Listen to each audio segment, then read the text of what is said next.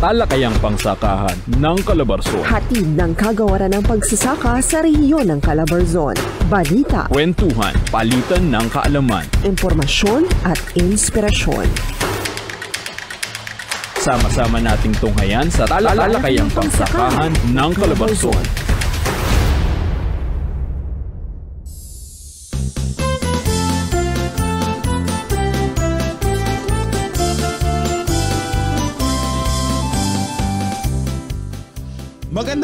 Magandang umaga, Calabarzon. Narito na ang usapan tungkol sa sakahan. Makabuluhang huntahan para sa bayan. Mula noon hanggang ngayon, ito ang Talakayang Pangsakahan ng Calabarzon, ang programa sa radyo kung saan bida ang mga magsasaka at mga mangingisda at pita na rin ng mga individual na gustong mapabilang sa napakahalagang sektor ng agrikultura. Ang programang nagbibigay impormasyon sa mga programang handog ng kagawaran ng pagsasaka at inspirasyon hango sa mga kwento ng mga magsasaka, walang iba kundi dito lang sa Calabarzon. Ako po yung lingkod, Kuya Bogs de Chavez. At ako naman po si Agridaldal Agridani mula sa Department of Agriculture, Region 4 Calabarzon, Regional Agriculture and Fisheries Information Section. Yan, at ang ating ang programang ito ay napapakinggan sa pamamagitan ng ating mga partner radio stations. Unang-una dyan, siyempre, ang ating partner na radyo natin Laguna 106.3 FM at ang 102.5 FM radyo natin Bondok Peninsula Katanawan, 105.3 FM radyo natin Infanta at 96.7 FM Destiny Radio. At syempre napapanood din tayo live sa ating official Facebook page, ang ating mga ka-social media dyan, DA Calabarzon. Yan, syempre i-follow nyo na rin ang aming TikTok page, DA Calabarzon. Yan, nag-promote magandang umaga, partner. Magandang umaga rin sa'yo, Kuya Bogs. Ngayon nga ay August 21. Yan, and it's a holiday. Yan, ikaw ba, partner, pagka ganito bang holiday, ano ba madalas na ginagawa mo? Ay, masarap dyan, mga nakahilata lang ako sa kama, tapos nagsiselfone, napakasarap manood o kaya ay makinig ng radyo.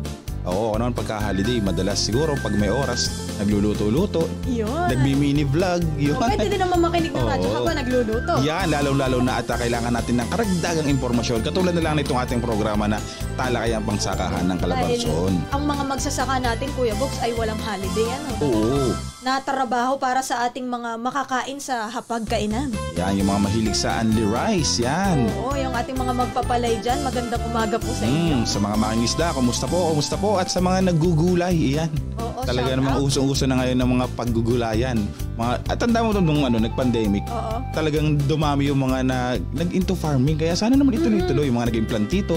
Yan, oo. Tapos mas madali sila nakahanap ng market kasi nga mas marami ngayon ang nag-into agriculture. O meron naman na yun ang ginawang hanap buhay dati at tinuloy-tuloy na hanggang ngayon. Kaya nakakatuwa. Maganda po yan. Pinapractice din nila yung tinatawag nating urban agriculture. Yun, pinasok mo yung partner, urban agriculture. Siyempre, pag meron tayong mga bakanteng espasyo sa bahay, bakit hindi natin taniman din? Tsaka yan, pag ganitong holiday, masaya siguro mag-banding din kasi kung lahat kayo ay walang pasok, ito na ang oras para magkausap-usap naman, magkumustahan. Yan, kayo po ba? Kumusta kayo? I-comment nyo lang po kung kayo ay kumusta na at kung saan kayo nakikinig para naman malaman namin kung saan nakaabot itong aming programang Talakayang Pangsakahan. Shoutout na rin natin syempre yung ating lagi dyan taga-kantin yan, si Sir Orlando Mga. Oo, kahit holiday, baka naman may tinda ka, Sir. Magpapadala bigla din. Oo, yan. Syempre sa ating mga kasamahan dyan sa DA Calabarzon, yan, sa ating director nga pala, Sir Fidel Liba, kumusta po? Karamihan pa nga sa ating mga taga-DA, kahit holiday, nagtatrabaho pa. Oo, kasi napaschedule ito May mga schedule tayo na talagang kahit na mag-holiday, hindi mapipigil yan. At nandiyan na ngayon ang ating inaabangang huntahan sa Kanayunan. Oo, malapit na. Hindi ito natuloy nung nakaraan pero ngayon sa August. Binagyo tayo. Inabala tayo ni Bagyong Karina. Pero ngayon hindi tayo patitinag O kaya naman abangan nyo kami dyan sa Maragondon, Cavite. Oy, parang mall tour. May concert pala. Magdadala kami dyan ng magandang balita. At speaking of balita ay narito ang mga balitang ating nakalap at tinutukan dito sa Balitang Sakahan. Mga kaganapan sa rehiyon, mga programa, ayuda at suporta sa mga magsasaka at iba pa sa Balitang Sakahan. DA4A wagi sa pinakamaraming nasuring proyektong pang-infrastruktura sa unang bahagi ng 2024. Chiberly Kagikla magbabalita. Ginawaran na Most Active CPES Implementer Award ang Department of Agriculture for Calabarzon o DA4A Constructors Performance Evaluation System o CPES team sa isinagawang Mid-Year Performance Review ng Philippine Council for Agriculture and Fisheries o PCAF sa unang linggo ng Agosto. Ito ay ang 3 biosecured and climate-controlled finisher operation facility sa Ibaan, Batangas, Sariaya, Quezon at San Pascual, Batangas. Agricultural Trading Center sa Sariaya, Quezon, canal lining sa Teresa, Rizal, at small water impounding project sa Pitogo, Quezon. Ang CPES ay isang batayang sumisiguro sa kalidad ng mga proyektong infrastruktura ng kagawaran kung saan sinusuri ang pagsunod ng mga konstruktor sa plano, disenyo at materyales na naaprubahan. Ito si Chika Gitla para sa Balitang Sakahan. 9 na cluster na magsasaka tinipo ng DA4A upang palakasin ang negosyo sa tulong ng AICA. Jonas Palma, magbabalita. Tinipo ng Department of Agriculture for Calabarzon ang 9 na cluster ng mga magsasaka upang sumailalim sa isang oryentasyon ukol sa Agro-Entrepreneurship Clustering Approach o AICA noong 15 ng Agosto. Sa pakikipagtulungan sa Jollibee Group Foundation, ang AICA ay isang prosesong isinusulong ng kagawaran na may layong ituro sa mga magsasaka ang mga estratehiya upang mapaunlad ang pamumuhay mula sa pagiging producer hanggang sa pagiging negosyante. Dumalo rito ang mga kinatawan ng Batangas City Vegetable Growers Association, Batangas City Mango Growers Association, Bonliu Small Coconut Farmers Organization, Mataas na Kahoy Cacao Growers Association, San Juan United Vegetable Farmer Association, San Jose Farmers Federation, Samahan ng Magkakape ng Lipa, Southern Luzon Farmers Traders Agriculture Cooperative at Liliw Upland Farmers Multipurpose Cooperative. Ito si Jonas Palma para sa Balitang Sakahan. Pagpupulong ng Regional Management Committee pinangunahan ng DA4A. Betty Perez, magbabalita. Pinangunahan ni DA Calabarzon OIC Regional Executive Director Fidel Libao ang 4th Bi-Monthly Regional Management Committee o RMC meeting noong 13 ng Agosto sa Lipa City, Batangas. Inilahad sa konseho ang kasalukuyang kalagayan, epekto at aksyon laban sa pesting fall armyworm at cutworm, gayon din sa kumakalat na African swine fever sa rehiyon. Kabilang na rin dito ang damage report ukol sa epekto ng Bagyong Karina, aksyon at interbensyong ipinamahagi ng BIFAR, PCIC at ACPC sa mga magsasaka.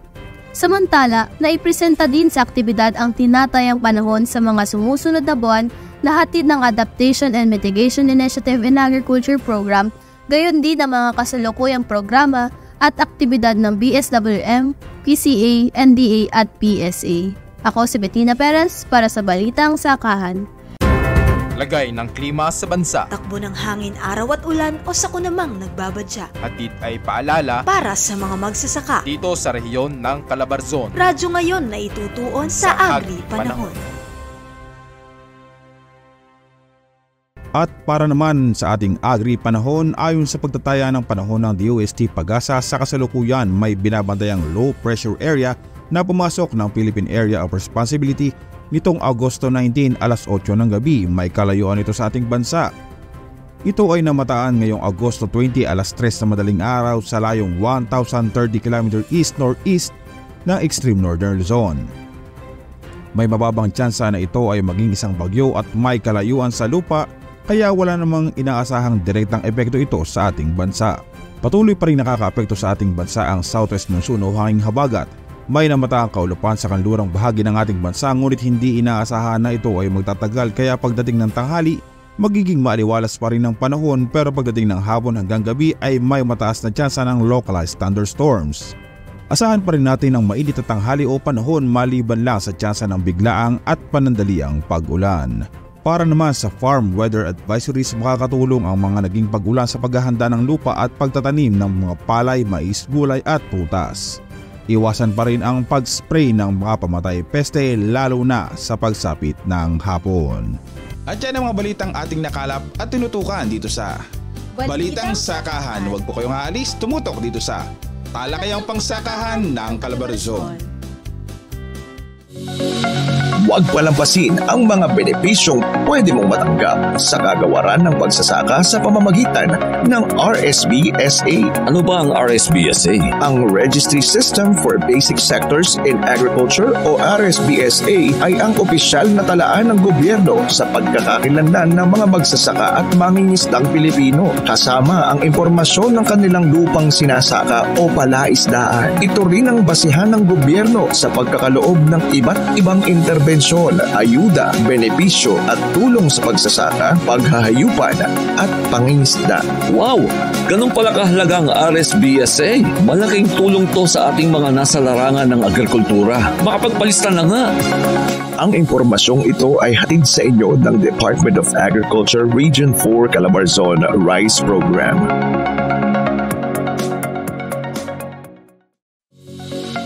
Paano magparehistro sa RSBSA?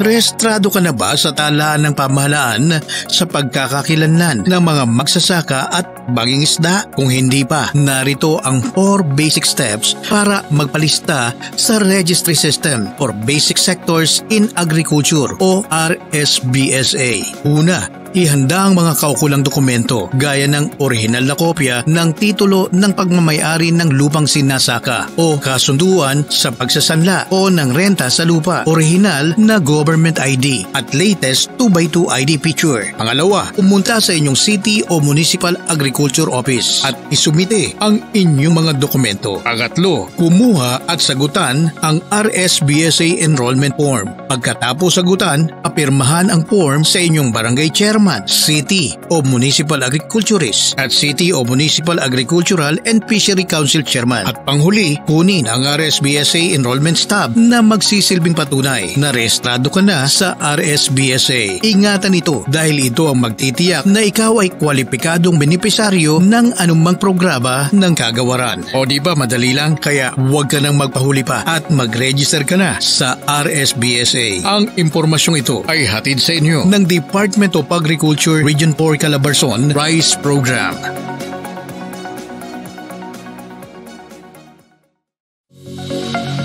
Ano nga ba ang mga dapat tandaan sa palay check system? Gumamit ng mataas na kalidad ng binhi ng rekomendadong variety. Dapat walang mataas o mababang lupa na makikita matapos ang huling pagpapatag. Pagsagawa ng sabayang pagtatanim matapos pagpahingahin ang lupa. Dapat may sapat na sustansya sa panahon ng pagsusuwi hanggang paglilihi at pamumulaklak. Iwasan ang sobra o kulang na patubig na nakakaapekto sa paglaki at ani ng palay. Hindi rin dapat bumaba ang ani sanhi ng pinsalang dulot ng mga peste. Gumapas at subiik ng palay sa tamang panahon. Gawin nating check na check ang iyong pamamahala ng palay sa Palay Check System. Ang impormasyong ito ay hatid sa inyo ng Department of Agriculture Region 4 Calabarzon Rice Program.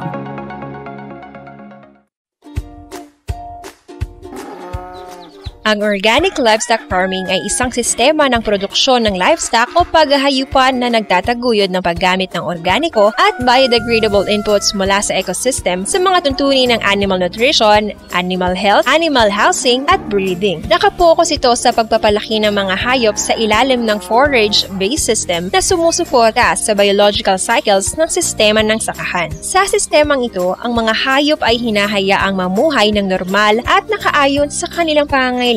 Kaakibat nito ang pagkakaroon ng loose housing system upang magkaroon sila ng sapat na espasyo sa kanilang tinitirahan at kalayaang makapunta sa labas. Hindi katulad ng conventional agriculture kung saan ang mga ito ay nananatili lamang sa loob ng kanilang tirahan. Ang impormasyong ito ay hatid sa atin ng Department of Agriculture Region 4A Calabarzon Organic Program. Talakayang pangsakahan ng Calabarzon. Hatid ng kagawaran ng pagsasaka sa rehiyon ng Calabarzon. Balita, kwentuhan, palitan ng kaalaman, impormasyon at inspirasyon. Sama-sama nating tunghayan sa talakayang pangsakahan ng Calabarzon. Impormasyon tungkol sa mga napapanahon at kapaki-pakinabang na interbensyon at suporta para sa mga magsasaka at mangingisda. Ating talakayin at tutukan. Ating talakayin at tunghayan sa Programang DA Best.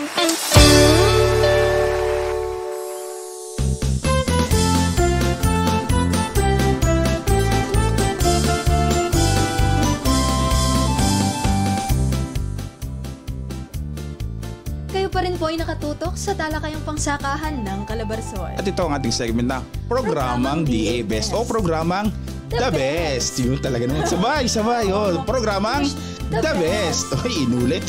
Pinush na talaga natin yun. Oo, syempre. At ngayon nga ay isa na naman ang ating kaopisina o kasamahan dito sa rehiyon ang magbabahagi ng kanyang kaalaman. At syempre, isa ito sa pinakamahalagang aspeto ng agrikultura. Isa yan sa mga concern ng mga magsasaka, yung palaging mga tanong kahit sa huntahan natin, Kuya Bogs, yung tungkol sa peste. Oo, yung mga tao nga nagkakasakit, halaman pa na hindi naman gumagalaw doon. No? Maghapon na, hindi naman siya pwede gumalaw, papatay pag may lamok ka. Syempre, lahat naman ng hihina, napapagod. Uy, kung napapagod ka na. Pati yung mga crops natin. Oo, kaya naman mula sa Regional Crop Protection Center, makakasama natin ang atin yan. Chief. Oo, si Miss Pamela Marasigan. Maraming salamat po, Kuya Bogs and Miss Dani. Ako po si Pamela Marasigan, ang Center Chief po ng Regional Crop Protection Center. Ako po ang inyong guest sa programang DA Best ng Talakayang Pangsakahan ng Calabarzon. Ngayong araw po ay aking pong ipapakilala ang RCPC at ano nga po ba ang kanyang mga services po na ino-offer po ng RCPC. So ang RCPC po, Regional Crop Protection Center, ay isa po sa 4 na laboratorio sa ilalim po ng Integrated Laboratories Division ng Department of Agriculture ng Calabarzon. Ang pangunahing misyon po nito ay matulungan ang mga magsasaka sa pamamahala ng problemang sakit at peste sa kanila pong taniman. Ito po ay upang maihatid ang mga pangangailangang pag-crop protection ng Calabarzon sa pamamagitan po ng pagtataguyod ng mga makabago at ligtas na pamamaraan ng pamamahala ng peste. May 4 na serbisyong ibinabahagi ang RCPC. Una ay ang pest validation, monitoring, and surveillance, kung saan ang RCPC ay nagmamanman at sinusuri ang mga pangunahing sakit at peste na nakakaapekto sa iba't ibang tanim sa Calabarzon. Kasabay dito ang field validation o pagpunta sa mga taniman kapag may request for assistance from LGU at mga magsasaka. Gayon din naman, ang RCPC ay nagbibigay o nag-i-issue po ng mga pest advisory o babala at mga updates tungkol sa mga peste at gumagawa din po kami ng mga mapa na distribusyon ng mga peste dito po sa Calabarzon. Ang pangalawang serbisyong ibinibigay ng RCPC ay ang flat pest diagnosis, kung saan sinusuri ang mga pesting na i-report ng mga LGU at mga magsasaka. Ito po ay dinadala sa laboratorio ng RCPC para doon suriin, at kapag ito ay nasuri na, ay magbibigay ng pest diagnostic report sa ating mga kliyente para matukoy yung mga peste sa taniman, at nandoon din nakalagay ang mga rekomendasyon upang masuko o mapababa ang populasyon ng mga peste sa antas na hindi na ito makakapagsala. Gayon din po doon sa pag-analyze sa laboratory ay yung mga kinolekta ng mga halaman o mga pesting insekto ay ito ay pinipreserba at para pang-guide namin sa pamamahala ng mga datos, at ito ay magsisilbing sanggunian namin. Pangatlong serbisyo ng RCPC ay ang pagpaparami ng mga kaibigang organisms, kagaya po ng mga kaibigang almag, virus at mga kaibigang insekto. Ito ay ipinapamahagi bilang sila ay mga natural at epektibong may kakayahan na kontrolin ang populasyon ng mga peste sa taniman. Sa ngayon ay may 6 na pinaparaming mga kaibigang buhay na organismo ang aming opisina. Ito po yung puting amag o Beauveria. Meron tayong berdeng amag o tinatawag na Metarhizium. Meron din po tayong nuclear polyhedrosis virus o NPV. Meron din trichogramma at earwig. So ito ay ginagamit laban sa mga mapanirang insekto sa ating mga taniman. Samantalang para sa masasamang amag na nagmumula sa lupa, meron din tayong binaparami na trichoderma. So sinusiguro po ng aming laboratorio na dekalidad ang mga kaibigang organismo na pinamimigay sa ating mga magsasaka. Patuloy rin ang pananaliksik ng mga iba't ibang pamamaraan at pagsasaayos ng mga teknik para lalo sa pagpapaganda ng pagpaparami ng mga kaibigang organismo ito.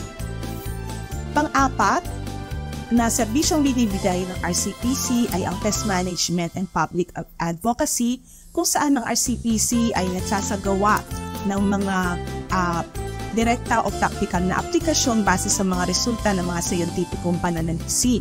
Gayon din ay nagkakaroon ng mga technical na pagpapaliwanag ng mga updates o bagong kaalaman ukol sa partikular na mga peste at mga pamamaraan sa pagprotekta sa ating mga taniman. Ganon din ay nagsasanay ang RCPC ng mga agricultural extension workers at mga magsasaka sa pagkilala ng mga problema sa mga peste at paano ang tamang pamamahala nito.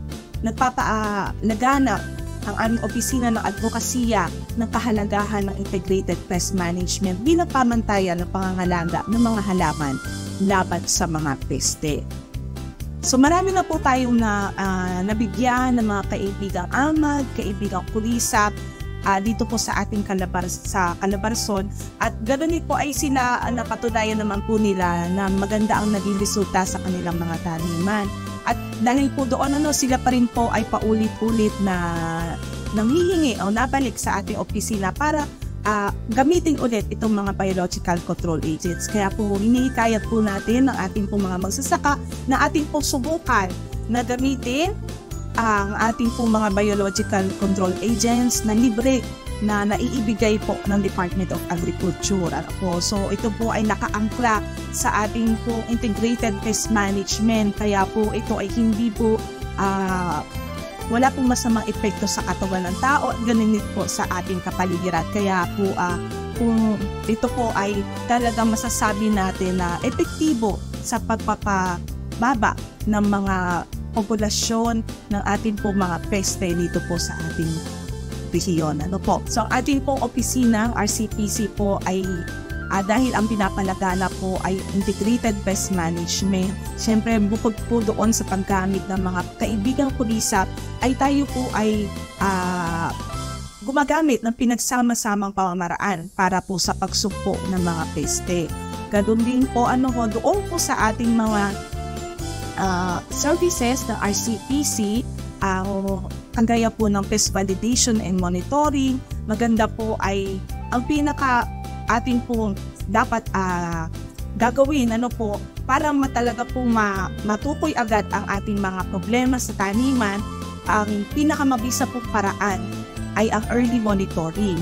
Kung maaga po nating nakikita sa ating po mga taniman yung mga peste o kaya po ay may nakikita kayong kakaiba sa inyong po mga taniman, ito po ay makakatulong para agad nating masubil o agad po nating mabigyan ng aksyon. Ano ang pwede nating gawin para maiwasan na po natin ang pagtaas ng ating mga peste sa ating po mga halamanan. Kaya po nandito lang po ang RCPC, maaari po kayong kumonsulta at para po ating agad mapagtulungan kung ano po yung problema sa mabigyan agad ng solusyon yung ating po mga nagiging problema sa inyong mga sakahan. Sa mga nais pong gumamit ng mga kaibigang kulisap natin, kaibigang amag at mga kaibigang virus, kayo po ay maaaring makipag-ugnayan sa tanggapan ng mga pambayang agrikultor o mga panlalawigang agrikultor at ipanista lamang ang inyong pangalan, edad at uri ng tanim. Ganon din ang lawak ng inyong taniman. Maaari din po kayo makipag-ugnayan direkta sa amin sa RCPC upang makapagpa-schedule ng pagkuha nito sa ating mga pagkuha ng mga biological control agents sa aming opisina. At ang aming po request, kung kayo po ay hihingi ng mga biological control agents natin, mas maganda na maka-request po in advance, at least mga 3 weeks o bago po kayo magtanim, bago po ito gagamitin sa field para po maihanda na agad namin. Ito po mga serbisyong ibinibigay ng RCPC ay libre. Wala pong charge, kaya tandaan lamang po na mas mainam na makipag-coordinate po sa inyong mga municipal or city agriculturists para matulungan po kayo sa pag-coordinate din po sa RCPC. Pwede din po kayo na direktang pumunta sa aming RCPC. Ang RCPC po ay maaaring makontak through sa aming po email address na rcpc@calabarzon.da.gov.ph. O kaya naman po ay meron din po kaming Facebook account na DARCPC Calabarzon. Ang aming po opisina ay matatagpuan dito po sa Department of Agriculture, Lipa Agricultural Research and Experiment Station, Barangay Marawoy, Lipa City, Batangas.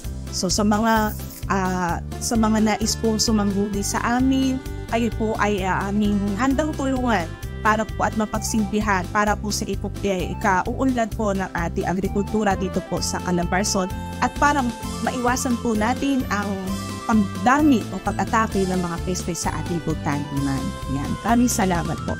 Muli, ako po si Pamela F. Marasigan, ang Center Chief ng Regional Crop Protection Center. Ang inyong guest sa programang DAPS ng Talakayang Pangsakahan ng Calabarzon. Balik po sa inyo, Kuya Bogs and Miss Dani. Maraming salamat, Ma'am Pamela. Pala yun talaga naman napakarami pala ng hindi pa natin alam dito sa agrikultura. Biruin mong pero din palang kaibigang amag. Oo, hindi pala lahat ay mga kontrabida. Oo, tsaka may kaibigang kulisap. Talaga namang hanggang naman sa pagiging amag tsaka pagiging kulisap hanggang kaibigan lang. Oo, tsaka humugot. Naman ganun, Kuya Bo. Huwag isali yung kaibigan lang pala. Pero with a twist, amag. Oo, kakantahan mo yung halaman, no? Ay, kaibigan ka lang pala. Pero malaking tulong ito dahil sila yung pumapatay sa talagang amag na sumisira dito sa ating mga crops. Tsaka napakita sila yung mga natural agents na talaga namang hindi kailangan ng mga chemical, na talaga naman na pag nakita mo na nandun, ay, ito pala ang trichoderma. At saka minsan, yung ating mga magsasaka, pag meron kayong na-observe na hindi nyo alam, huwag kayong matakot na lumapit sa inyong mga municipal agriculturists para itanong kung ano yan, para makipag-ugnayan sa Regional Crop Protection Center. Tandaan, huwag mahihiyang magtanong at lamang ang may alam. Ayun, talaga naman meron tayong pa-quotes. Oo, syempre yan. Maraming salamat po muli. Miss Pamela Marasigan ng RCPC. Nawa po ay marami pa tayong matulungan. Kaya, syempre, huwag kayong aalis. Tumutok at marami pang kalaman dito sa pagbabalik ng Talakayang Pangsakahan ng Calabarzon. Noong 2009, lumitaw ang pandemic na H1N1 na isang uri ng sakit na natatagpuan sa hayop. Makalipas ang ilang taon, umusbong din ang swine diseases sa iba't ibang bansa na naging banta sa kalusugan ng mga alagang hayop at ng tao.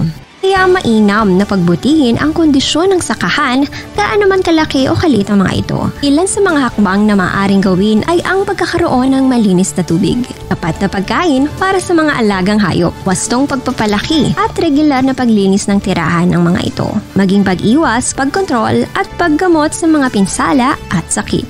Ang paalalang ito ay hatid sa atin ng Department of Agriculture Region 4A Calabarzon Livestock Program.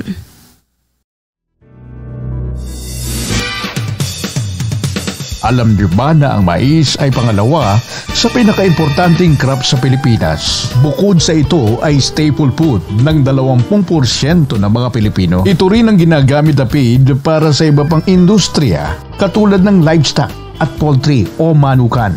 Ngunit ang malaking pag-convert sa lupa upang gawing tirahan ng mga residente at maiangkop sa iba pang industriya ay lubhang nakakaapekto sa produksyon ng mais. Kaya naman nakikiisa ang Department of Agriculture, Bureau of Agricultural Research sa paglutas ng krisis na ito sa pamamagitan ng pananaliksik o Community-Based Participatory Action Research o CIPAR sa ganitong paraan na ipapamahagi sa mga magsasaka sa isang komunidad ang iba't ibang pamamaraan ng produksyon at ilang mga magagamit na teknolohiya na makatutulong sa masaganang ani ng mais.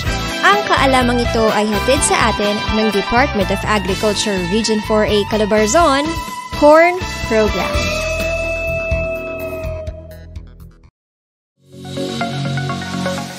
Sa pagtatanim, mahalaga na alam mo ang katangian ng lupang pagtataniman mo. Kaya dapat suriin mo na ito o kung tawagin ay soil analysis. Mahalaga ang pagsusuri dahil dito malalaman ang katangian ng isang lupa. Bukod dito, mahalaga din na malaman ang fertility level ng lupa. Malalaman mo rin kung anong uri ng abono at gaano kadami ang dapat ilalagay sa mga pananim mo. Kung ikaw naman ay magpapasuri ng lupa, dapat gawin ito tuwing bago magtanim o kada 3 taon. Tandaan din na ang buhaghag na lupa ay dapat mas madalas na ipinasusuri. Kumuha din ng sample ng lupa sa parehong panahon taon-taon. Sa pagsasagawa ng soil analysis, magiging maganda ang pamumunga ng mga pananim mo dahil sa angkop na abono o fertilizers. Ang impormasyong ito ay hatid sa atin ng Department of Agriculture Region 4A, Calabarzon.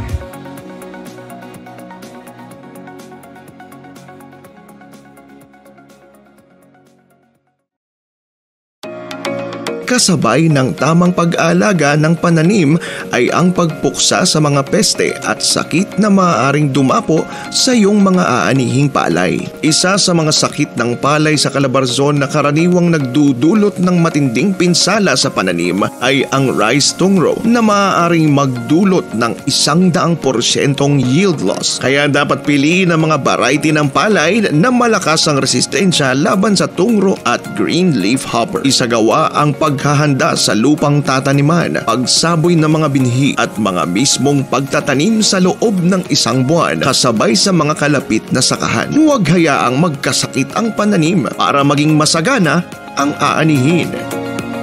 Ang impormasyong ito ay hatid sa inyo ng Department of Agriculture Region 4 Calabarzon Rice Program.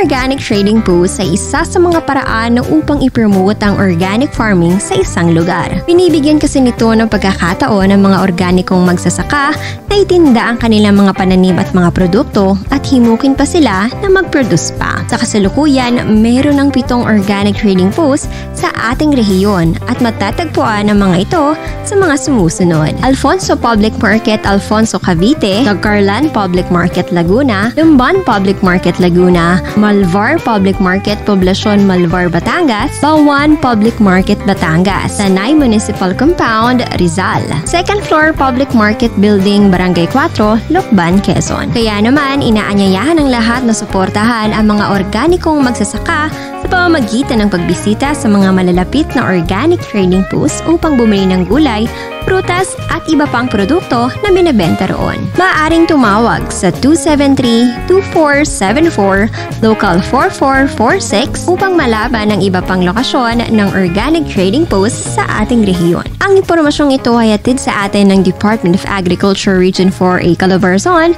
Organic Agriculture Program.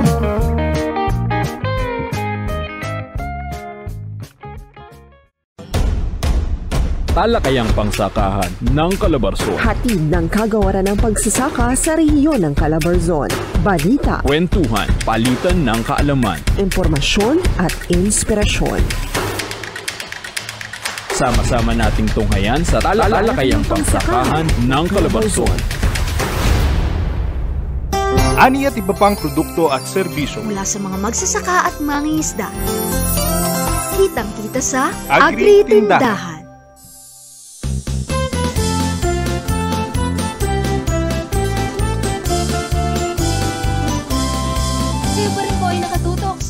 Pagsakahan ng Calabarzon. At ito ang ating segment na Agri-Tindahan. Uy, may passion. Isa pa Agri-Tindahan. Siyempre, namili kayo. Kaya may dala kang basket. Oo. Ano bang inihanda nating produkto ngayon, Kuya? Oo, at dahil nga ngayon ay holiday, nabanggit ko sa inyo, ako'y mahilig magluto-luto at minsan nga ito ang aking binablog.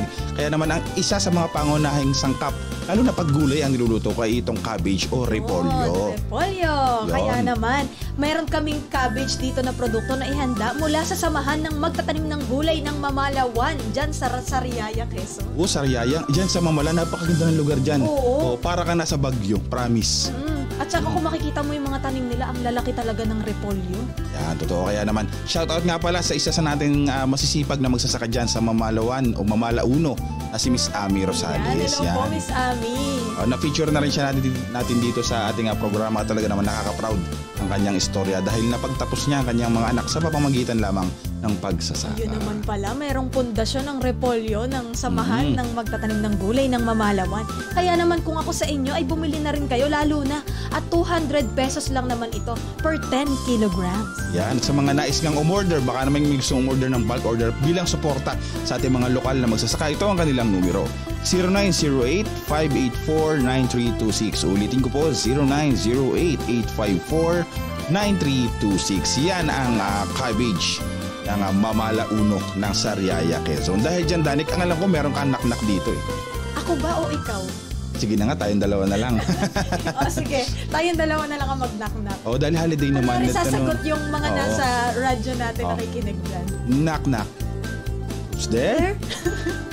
Dahil siyempre magaling tayo dito eh. Dalawahin natin, repolyo at cabbage. Yan. Repolyo and cabbage.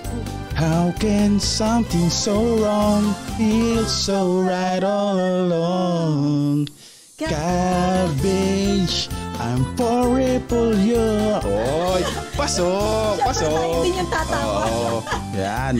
Pagpasensyahan nyo na ho kami, talagang nililibang namin aming sarili dahil holiday nga at kami nandito para naman maglibang at magpasaya sa inyo. Siyempre, para bumili din kayo ng cabbage at repolyo sa Sariaya. Kung may gusto pa po kayong i-promote na product, i-message nyo na po ang aming Facebook page o mag-comment kayo dito mismo sa live na ito para naman mai-promote namin ang inyong produkto. Libre-libre. Yan, sa mga susunod na produkto pa, abangan nyo at huwag kayong aalis, tumutok pa rin dito sa Talakayang Pangsakahan ng Calabarzon. Iwasan natin ang pagkalat ng African Swine Fever. Tara na at sama-sama sa discarding OINC. Ano nga ba ang OINC? Para sa letrang O, obserbahan at bantayang palagi ang inyong mga alagang baboy. Mahalagang i-check sila all the time at pansinin kung may irregularidad silang ikinikilos. Sa letrang I, iwasan ang paglabas-pasok ng mga tao sa iyong babuyan, lalo na kung sila ay galing sa ibang mga bayan. Sa letrang I ulit, iwasan ang magpakain ng swill o kaning baboy sa iyong mga alaga. Hainan sila ng tamang pagkain, yung hindi tira-tira o galing sa basurahan para maging ligtas sila sa maaring carrier ng virus. Tandaan, mabuti na ang maagap kesa mahuli ang lahat. Letrang N, naisin ding ipatupad ang biosecurity o mga panuntunan para sa ligtas at protektadong paghahayupan. At letrang K, kumain ng karning baboy dahil ito'y ligtas, lalo na kung ito'y sertipikado ng National Meat Inspection Service. Laging tandaan na ang pagpapahalaga sa ating alagang hayop ay magpapayaman sa kanilang kalusugan at pati na rin sa iyong pangkabuhayan. Ang impormasyong ito ay hatid sa atin ng Department of Agriculture Region 4A Calabarzon Livestock Program.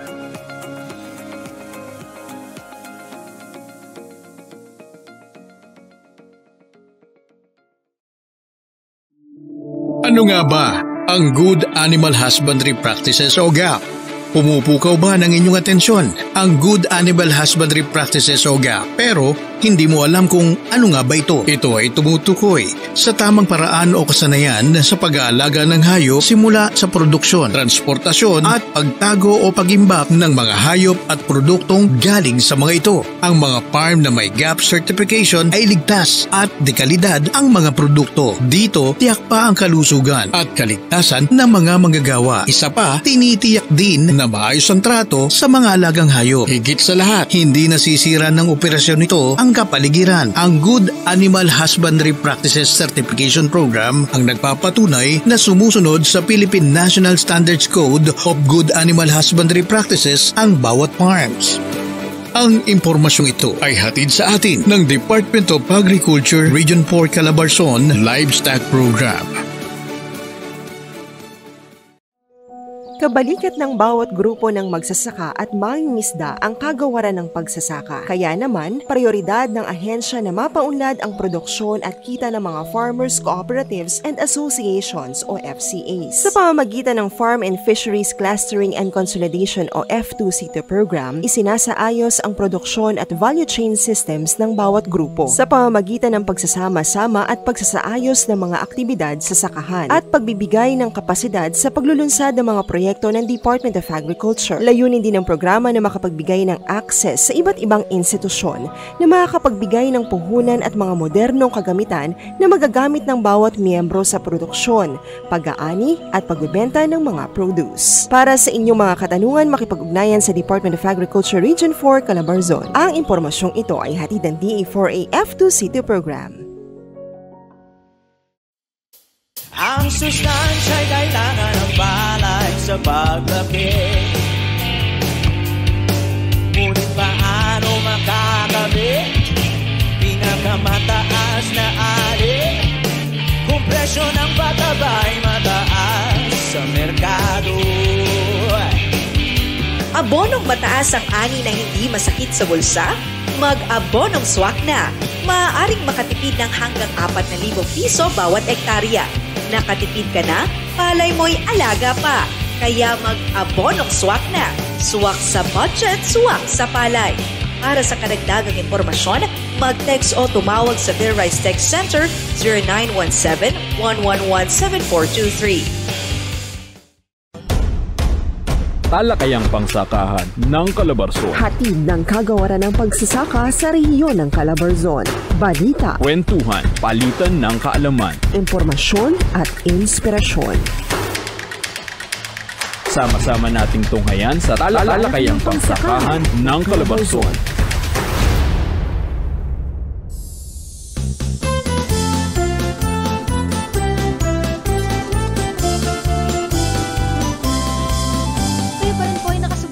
Sa talakayang pangsakahan ng Calabarzon. Yan, ito ang ating segmenta, Agri-Storya, kung saan tutunghayan natin ang ilan sa mga nakaka-inspire na istorya ng ating mga magsasaka. At ngayon nga ay sasaksihan natin na istorya ng isa sa medyo malayo-layo sa kanyang profesyon, pero pinili niya na dito pumunta sa sektor ng agrikultura. At siya nga ay si Dr. Floro Catanyag. Ano ba ang kanyang produkto, Kuya Box? Oo, talaga namang nung kami ay nagpunta dito sa kanyang farm, ay hindi namin nakalain na ganito pala. Ito pala ang proseso, ganito pala ang dito pala nanggagaling ang paborito nating chocolate. Ayun, ang tsokolate. Ang ating mga magkakakaw dyan, shout out po sa inyo. Sana nanonood o kaya ay nakikinig kayo ngayon. Yan, saan nga ba tayo dadalhin ng ating curiosity? Oo, ito ang pinatunayan ng kwento ni Dr. Floro Catanyag ng Sikap Pagbilao. Mga kwento ng pag-asa at tagumpay, siguradong kapupulutan ng aral at ng inspirasyon. Ating tunghayan sa Agri-Story.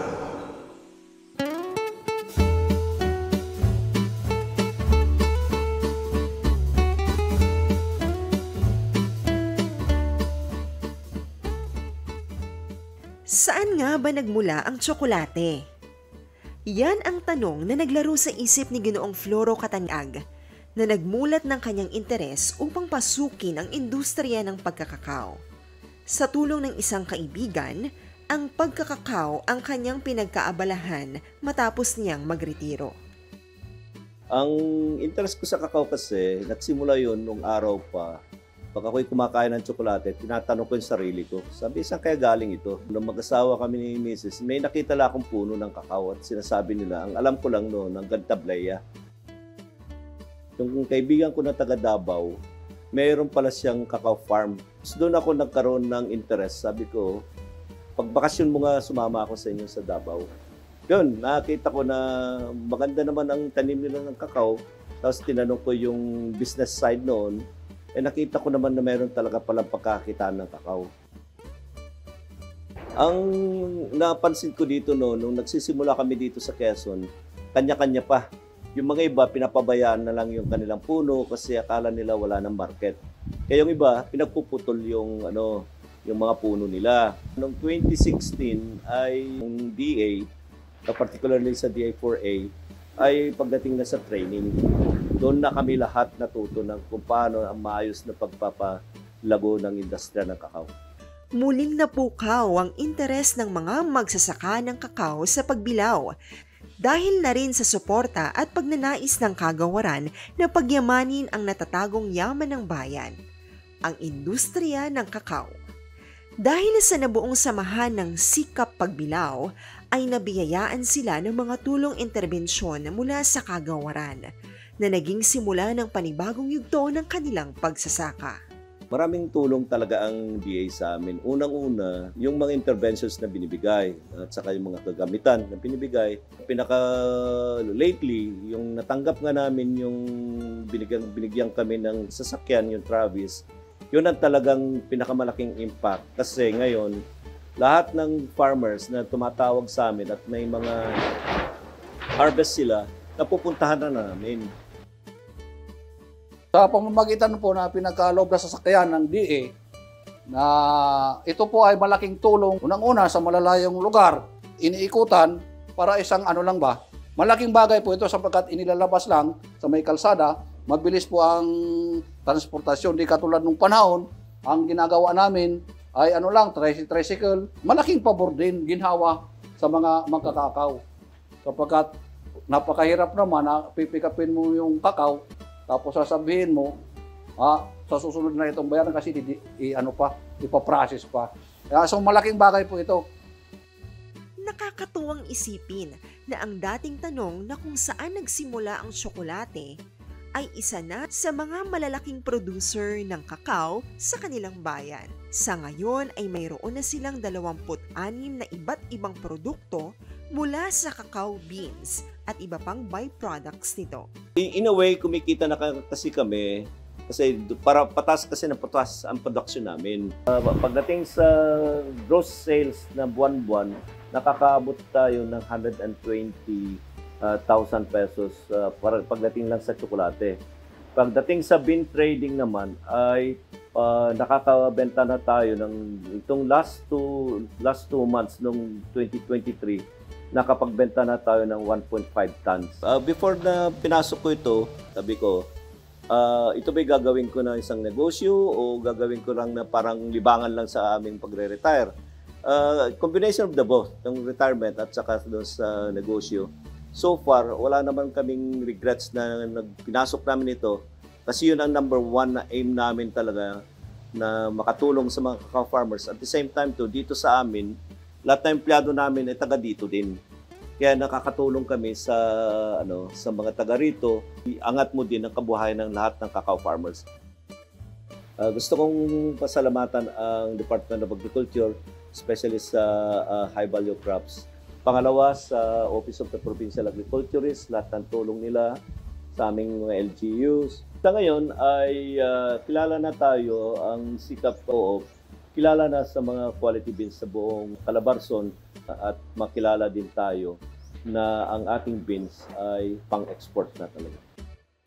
At yan ang istorya ni Dr. Floro Catanyag. Napakaganda pala, talagang yung transition makikita mo from medicine field talaga na nagsaka. O tsaka yun, alam mo yung parang, saan nga ba nagsimula yung chocolate? Parang tayo, halimbawa, ikaw, saan ba nagmula itong fried chicken? Siyempre, sa manok, alam natin. Oo. At saka hindi na ako yung tipong kapag kinakain ko, kainin ko na lang, hindi ko naisip kung siya nagmumula eh. Pero si Sir Floro talaga namang in-observe niya ito at talagang pinag-aralan niya kung paano magtanim yun. Tsaka itong chocolate niya talaga napaka-powerful dahil ito ay nagdadala ng happy hormones. Yes. Oo, di ba? Pampasaya yung chocolate. Sabi nga nila nakaka-hyper. Pampa-energy. Yun, oo. Tsaka alam nyo ba na itong mga tableya hindi napapanis? Talaga ba? Basta ilalagay mo sa ref. Ayun na. So kailangan may ref. Paano pag wala kaming ref? Kailangan mayroon. Kasi ang mga tsokolate o kahit anong sigurong produkto ay may nire-require na room temperature at saka humidity. Ayan, humidity ako, partner. Rin ng humidity. Pero syempre tumagal. Kailangan ba humidity? Oo, tsaka isa sa mga naitulungan itong ating kagawaran na kanilang yung tawag dito sa pag-pick up kanilang logistics. Hauling truck nila. Lalo na ngayon ay naka-cluster din sila. Isa sa mga pinopromote ng DA yan. Dati kasi parang pinapadala lang nila sa bus. Hindi pa naman uso na siguro yung mga lalamove. No? Nakakatawa. Pinapadala lang siguro sa bus yung buto, tapos sa kanila sisingilin. Ngayon, pag umikot yung sasakyan na galing kay Department of Agriculture, bayad na mismo ito kay farmer. Kaya naman malaking ito. Yan nga, sa ating mga grupo na magsasaka ay huwag na magpatumbik-tumbik pa. Alamin nyo na kung paano magpa-cluster at baka kayo na susunod na mabiyayaan ng hauling truck. Sumali kayo, malay nyo dyan sa mga magkakakaw natin, magkakape, di ba? Pwede namang sumali dyan ng mga magsasaka. O yan, kaya nagkakahaba na. Huwag kayong aalis, tumutok lamang sa talakayang pangsakahan ng Calabarzon. Ang sustansya'y kailangan ng palay sa paglaki. Ngunit paano makakabit? Pinakamataas na alin. Kung presyo ng pataba'y mataas sa merkado. Bukod sa inorganikong pataba, maglagay ka rin ng organikong pataba tulad ng dayami, binulok o pinatuyo sa hangin na dumi ng hayop o compost. Nakatipid ka na, napapanatili pa ang sustansya sa lupa at dagdag suplementong sustansya pa sa palay. Dapat, abonong swak. Swak sa budget, swak sa palay. Abonong swak. Sa abonong swak, maaaring makatipid ng hanggang 4,000 piso bawat hektarya. Abonong swak. Swak sa budget, swak sa palay. Abonong swak. Para sa karagdagang impormasyon, mag-text o tumawag sa PhilRise Tech Center 0917-111-7423.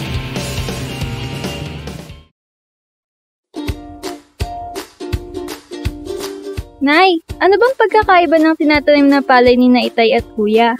Yung tinatanim na palay ng tatay mo ay mas mahaba at makakapal ang ugat. Mas malalaki rin at mabibigat ang uhay nito. Ang tawag doon ay hybrid na palay. Ito ay bunga ng unang henerasyon ng paglalahi ng dalawang variety ng palay na nagtataglay ng pinakamahuhusay ng mga katangian. Ano naman po yung kay Kuya? Sabi niya may pambabae at panlalaki daw nun. Ano pong ibig sabihin nun, Nay? Ang tinutukoy ng kuya mo ay yung inbreed na palay. Meron kasi itong bulaklak ng palay na pambabae at panlalaki na nagbibigay daan sa pagbuo ng butil na mayroong katulad ng katangian ng unang henerasyon. Yun pala yung mga palay na yun. Ano naman yung palay? Joke. Ikaw talaga? Pumasok na nga tayo sa loob. Ang impormasyong ito ay hatid sa inyo ng Department of Agriculture Region 4 Calabarzon Rice Program. Nagtataka ka ba kung anong mga variety ng palay ang rekomendado dito sa atin? Nako, eto na. I-ready na ang listahan at isulat ang mga sumusunod. Sa inbred rice, andyan ang N6, RC216, C226, C238, C300, C308, C352, C354, C356, C358, C394, C396, C398, C400, C402, C436, C438, C440, C442, C506, C510, C512, C514 at C222. Nakuha mo ba yon? O eto naman, ang para sa hybrid. Mestizo 6, Mestizo 20, Mestizo 21, Mestizo 38, Mestizo 46, Mestizo 48, Mestizo 55, Mestizo 63, Mestizo 67, Mestizo 68, Mestizo 70, Mestizo 71, Mestizo 79, Mestizo 82 at Mestizo 90. Madami-dami, di ba? Madami rin ang pakinabang nito para sa ating mga consumers at farmers. Ang paalalang ito ay hatid sa inyo ng Department of Agriculture Region 4 Calabarzon Rice Program.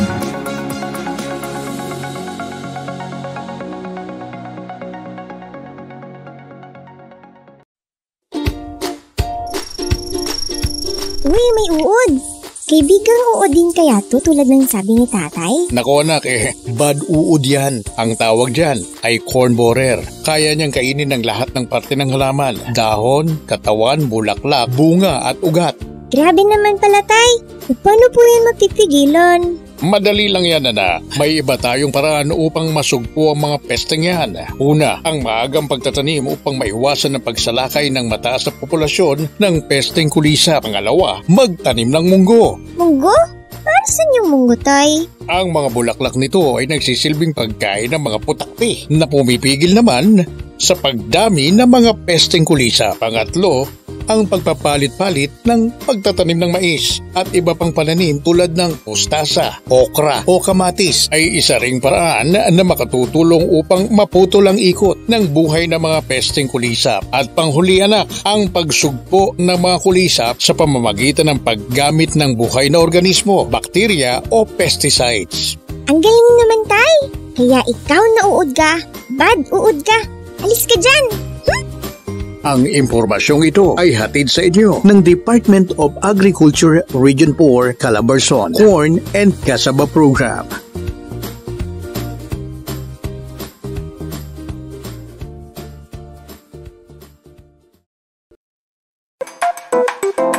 Ano ang PNS for Organic Agriculture? Ito ay mga gabay sa tamang pamamaraan ng pagtaguyod ng organikong pagsasaka. Mapalawak ang organikong pamilihan sa pamamagitan ng pare-parehong pamamaraan ng pag-convert ng conventional farming para maging organic farming. Organikong paghahalaman, pag-aalaga ng mga hayop o livestock, pagpoproseso at paglalagay ng label sa produkto at mga impormasyon para sa mga consumer at traceability. Isinagawa ito noong taong 2003. Para sa mga interesado na mag-organic farming, maaari kayong tulungan ng Department of Agriculture Region 4A upang siguraduhin ang sakahan ninyo ay maging sertipikado ng officially accredited organic certifying bodies.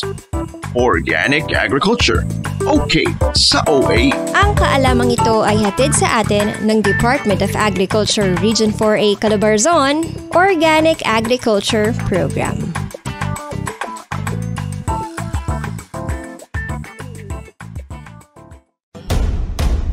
Talakayang pangsakahan ng Calabarzon. Hatid ng kagawaran ng pagsasaka sa rehiyon ng Calabarzon.